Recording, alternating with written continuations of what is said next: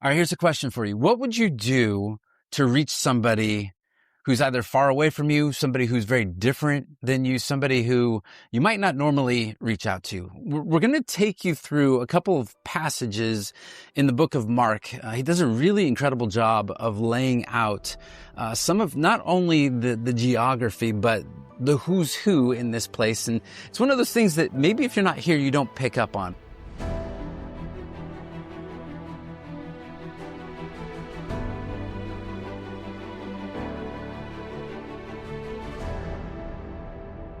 Where are we right now? We are actually in an area referred to as Susita. Okay. It's the territory of Gentiles, really. Yeah, this is a Decapolis city over here, one of 10 Roman cities, probably about 2,000 people here at the time of Jesus. And I want to start here. Let's go to Mark chapter 5. And in Mark chapter 5, it says this: they went across the lake to the region of the Gerasenes. Now we have to stop right there because sometimes when we read, and we can pretty much from right here, if I just go over to the edge, you can see the entire Sea of Galilee. This is not like some sprawling, like even Lake Erie or Lake Michigan like we're used to. Yeah. We can see over across to Tiberias where we're staying. We can see, from one end to the other. Right, yeah. But when it says that Jesus went across to the other side, this is not like he went from the west coast to the east coast of the Sea of Galilee. It wasn't north to south. But the other side meant that surrounding this really small little lake, you have the Jewish side, which is more up in the north by Magdala and Capernaum, the Mount of Beatitudes. That's where the Jews were. And over here on this side, This is the area, this is the territory of the Gentiles. This is where the Gentiles were. The fact that Jesus would even come over here to the other side would have sparked some questions amongst the Jewish people. Yeah. Why are you going over there to those pagans, to those Gentiles? Yeah. Here we have the Jewish Messiah who has come to the lost sheep of the house of Israel. And what is he doing going across the lake to this territory of the Gentiles, pagan territory here? Yeah, so here's how the story plays out. Likely you've heard this story. I want to give you some nuance to this. It says, when Jesus got out of the boat, there was a man with an impure spirit that came from the tombs to meet him. And this man lived in the tombs, and no one could bind him anymore, not even with a chain, for he had often been chained hand and foot. But he tore the chains apart and broke the irons off his feet. No one was strong enough to subdue him.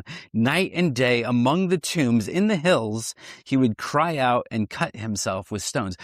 We're up here at the Acropolis. This is where the city life took place. And you can see as you walk up into this area, there was a necropolis over there. And likely there was also another necropolis just down the hill over there. And the idea of the name of the necropolis means the place of the dead. Yes. Yeah. And so down here are caves where this demon-possessed man would have been spending his days and crying out, screaming as he's possessed by the demon and cutting himself.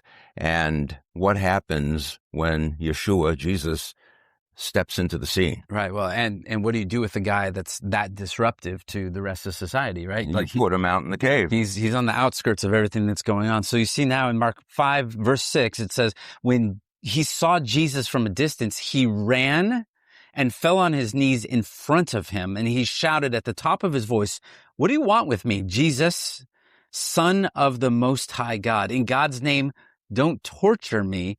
For Jesus had said to him, "Come out of this man, you impure spirit." The demons recognize him and they shudder, right? They recognize him as God, the Son of God, the God-man. And I think that there's something very interesting in this. He says, "I adjure you by God, do not torment me." For he was saying to him, "Come out of the man, you unclean spirit." Jesus is saying to the demon, "Come out of the man."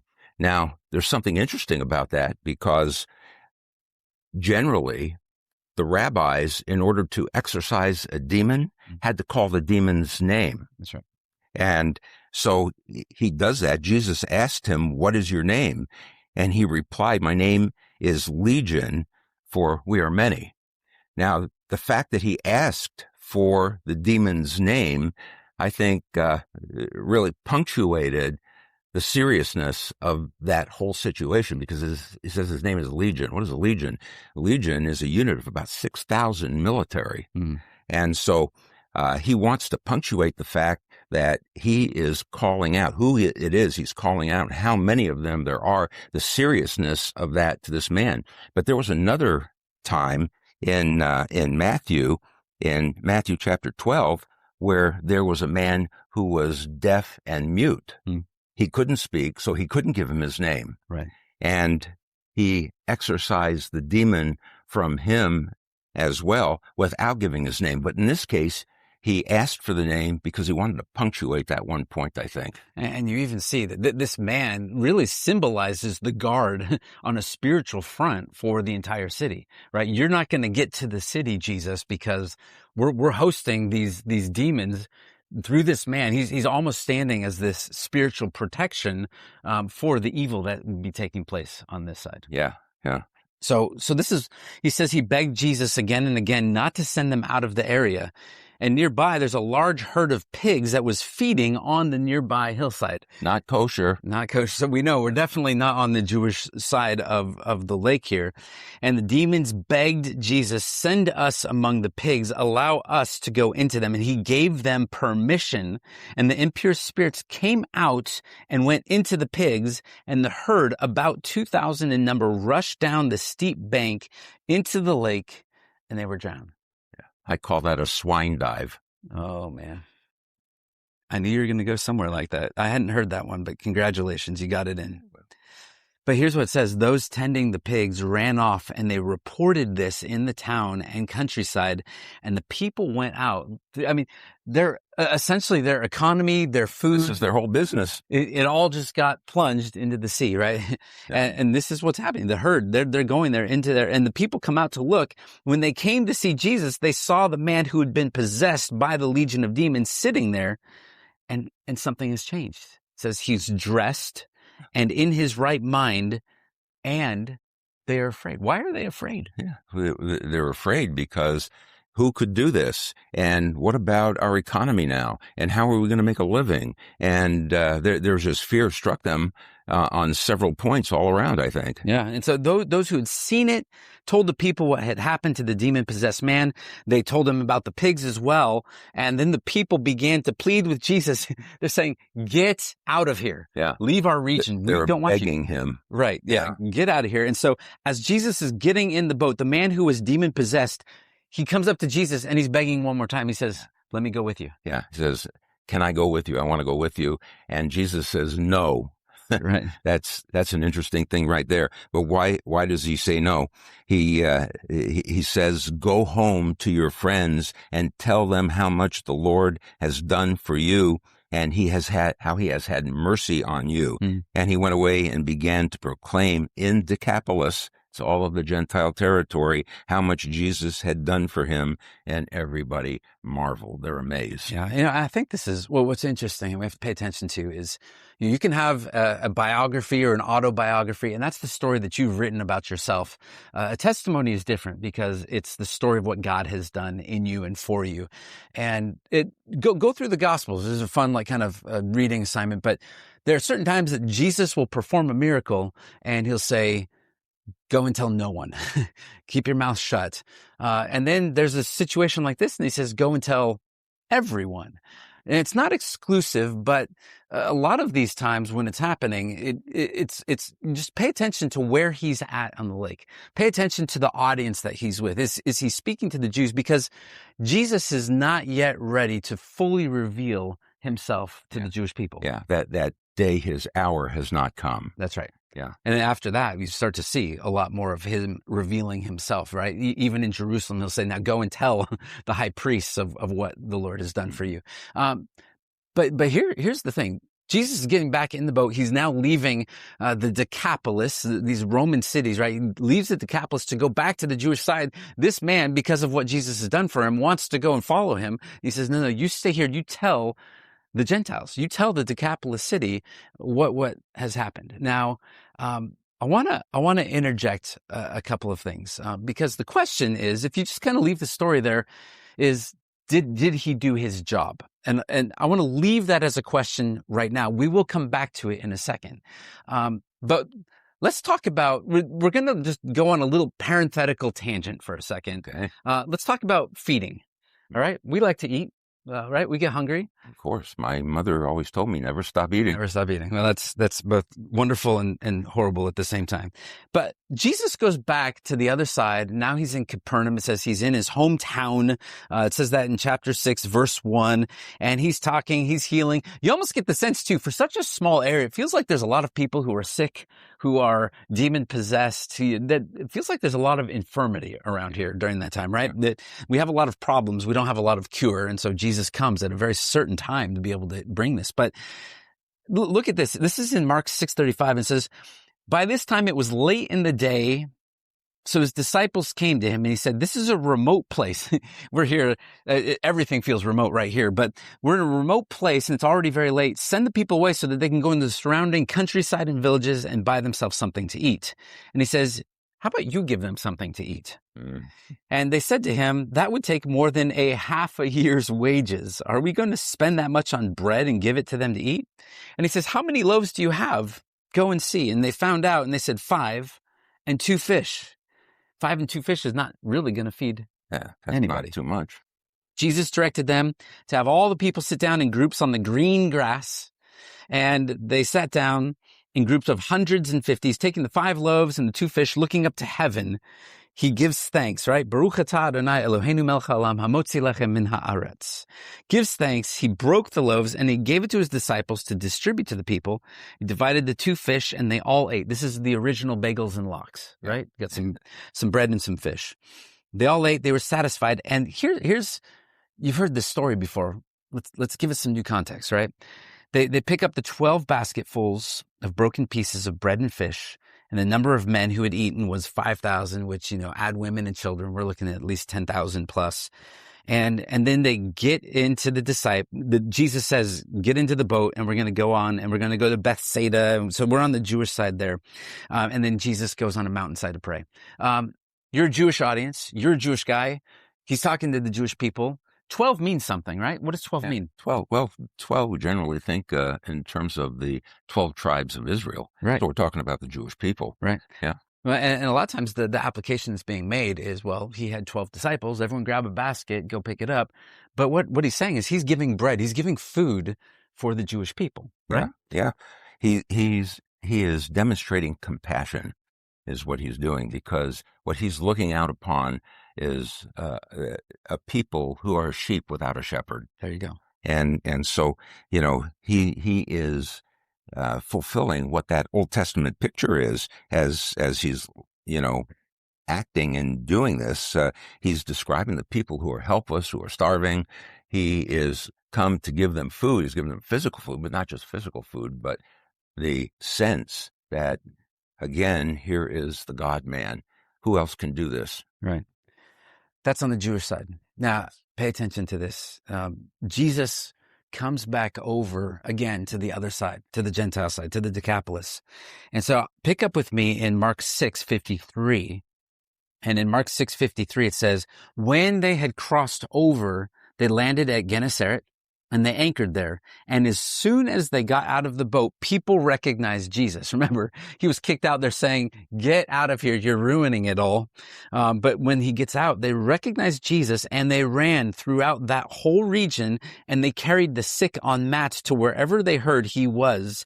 And wherever he went, into villages, towns, and countrysides, they placed the sick in the marketplaces. They begged him to let them even just touch the edge of his cloak, his seat, and all who touched it were healed, right? If we cut to the last scene, the scene takes place just before what took place in this spot. He tells this formerly demon-possessed man, go and tell everybody. And that question we left you with was, did he do it? Well, he returns, and what do we see? Yeah, he returns, and you're talking about the demon-possessed man. Yeah. Did he follow through and do his job? Yeah, I think he did. He did, because by the time Jesus comes back, they brought everybody out and they said, we have even more. Can you continue the healing? Yeah.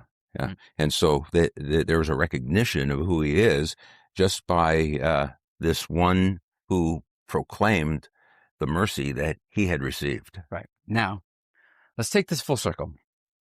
Go to Mark chapter 8. And in Mark chapter 8, verse 1, he is on the Gentile side here. And during those days, another large crowd gathered, and since they had nothing to eat, Jesus calls his disciples to him, and he said, I have compassion for these people. They have already been with me 3 days and have nothing to eat. If I send them home hungry, they will collapse on the way because some of them have come a long distance. And his disciples said, but where? Where in this remote spot can anyone get enough to feed them, enough bread to feed them? And he said, how many loaves do you have? And they said 7. And he told the crowds to sit down on the ground, and he'd taken the 7 loaves, and he gives thanks, and he broke them and gave them to his disciples to distribute. Is this sounding familiar? Yeah. Right? Yeah. And they did so. They also had a few small fish, and he gave thanks for them also and told the disciples to distribute. And the people ate, and they were satisfied. We like to say they were ungescht up. That's right. That means they're filled to the full. They were satisfied. Yeah. And afterward, the disciples picked up 7 basketfuls of broken pieces that were left over. About 4,000 were present. After he had sent them away, he got in the boat and he went into another place.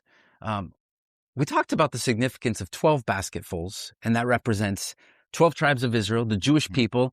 There is bread for you. I am the bread of life. I'm going to give you life. I'm giving you salvation. But here it's 7. Does that mean anything? Well, the idea is that there are 7 nations in this area. 7 Gentile nations. 7 Gentile nations. And he has come and he has supplied equally for all who are among those nations here. Yeah, when God tells Moses to tell the people and Joshua, and that you're going to come into the land, this promised land, that you're going to have to defeat some of these nations. You have the Amorites and the Perizzites and the Girgasites. It's all the sites. But when you read those, it's a list. It's 7. It represents the Gentile nations. What is the author? What is Mark trying to say here? He's trying to say not only is there bread for the Jewish people, but he's also saying there's enough for the Gentiles as well. Yeah, I've come for the lost sheep of the house of Israel. But this gospel, this good news, I've come that they might be saved as well. Yeah, it's a little parting of the curtain as to the things that are to come. Yeah, you get this little foreshadowing. So, I mean, just a different look on this. Here's let's wrap it up here.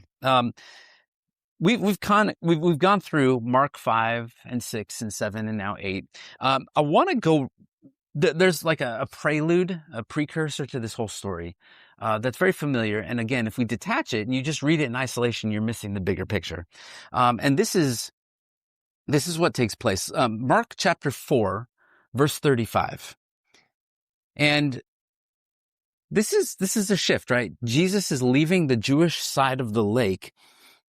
And in 4:35 it says, that day when evening came, he said to his disciples, let us go over to the other side. And they're all, what do you mean other side, right? Let us go over to the other side. Leaving the crowd behind, they took him along just as he was in the boat. There were also other boats with him. And then all of a sudden, what takes place? A great windstorm comes up upon the Sea of Galilee, yeah, which can be pretty treacherous. Yeah, I mean, every afternoon it gets pretty windy here, right? So in this translation it says a furious squall came up, and the waves broke over the boat, over the top of the boat, so that it was nearly swamped. And Jesus is in the stern, and he's sleeping. He's in the back of the boat on a cushion, very comfortable. He can sleep through anything, right? Yeah. They wake him up. Teacher, do you not care? We're about to die. We're about to perish. Yeah. Right? He got up, he rebukes the wind, and he says, shalom. Yeah. Right? Peace. One word. And it's amazing because he wakes up, he addresses the problem. And one of the questions is, where's that problem coming from? But, in one word, he calms the whole thing. He demonstrates his power over nature. Yeah. Well, and what's interesting is, they're in the storm, and it says that they're afraid. They're phobos, right? That's the Greek, phobos. And then he says, why are you so afraid? And it's a different word. It's mega phobos. Yeah, very, very, very. Very afraid, right? And why? The storm is gone. Yeah. Well, they realize who it is that they're with. They're more afraid now than they were with the storm. Right. So somehow get the storm back so we can be less afraid. Yeah. Well, this is a demonstration of the God of who has power over nature. Yeah. Well, this is one of the credentials of his messiahship. Right. Power over the natural world, power over the supernatural world, which we were talking about here. Power over life and death, really. Right. So they're very afraid. You still have no faith. They were terrified and they asked each other, who is this? Even the wind and the waves obey him. I mean, think about this God who could change the weather. He could cause the sea to split. He can cause the Jordan River to split. He has power over that. Only God. And who is this man that has the same power as God? Yeah. This is Yeshua, the Messiah of Israel. Yeah. Yeah. If we just take that story and all it is a story about the power of God, it's not enough, because I think that there's something interesting. This prelude to what takes place in Mark 5, Jesus says, let's go to the other side. There is a paradigm shift that's taking place. It's not just that we're coming to the lost sheep of the house of Israel, but he's trying to bring this good news to the Decapolis. Mm-hmm. And when he's doing that, I don't think it was just this natural, storm that shows up, but I think it was enemy opposition that was pushing back. And some of you know what this is like. You have felt the enemy opposition. It might not be in a boat with big waves, but you feel that in all kinds of different places in your life. Yeah. And, and the solution to that is to be in a place where your heart is focused on God and trusting in God. And, we see the battle set up here between those two things. So sometimes when you have the battle, you have to realize this is not just a normal life occurrence, but there's opposition. Maybe if you don't have enough opposition, maybe you're not going to the other side. Maybe you're not stretching yourself. Maybe you found yourself being very comfortable and you're staying on your side of the lake. Yeah. Yeah, it's in the midst of trouble that God's strength is made powerful. Yeah, imagine if they just turned around and said, this storm is too much, let's head back. No, they pushed through and they believed in the power of the God who was with them. And I love this question for ourselves is, don't you care that we perish? Like when you hit those storms in your life, sometimes it feels like God has abandoned, that he's asleep.